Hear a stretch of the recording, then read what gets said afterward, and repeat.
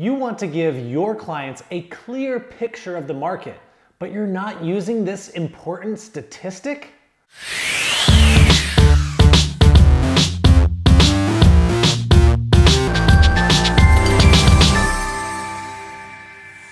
We use all different types of statistics when talking to buyers and sellers about the real estate market. During listing consultations is probably the time when we use the most statistics, and we all have stats that we love and hate. However, there is one statistic that is crucial to the listing conversation that very few real estate agents actually use. Odds of selling. Statistics like days on market, average sold prices, absorption rate, etc. are all great statistics, but they don't take into account inventory that leaves the market without selling. Odds of selling does this. For example, if over the last year in a particular neighborhood, 50 homes have sold, 5 are under contract, and 10 are still active at the time of pulling the data, we could learn a lot from that information. But the homes that didn't sell tell a very big story. If in addition to those numbers, let's say 35 homes left the market without selling, that means that over the course of that year, 50 homes out of a potential 100 homes actually sold. Which means that if you listed your home last year, your odds of selling were 50%. It changes the conversation a little bit, right?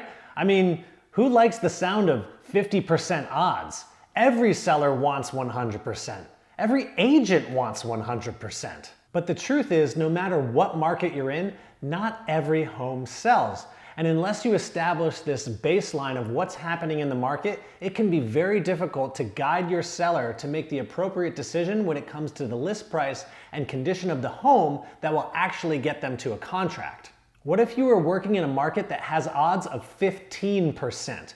Wouldn't you want the seller to know what's going on so that they give you the ability to do whatever it takes to make their listing one of those 15% that actually sell? What if your market has odds of 85%?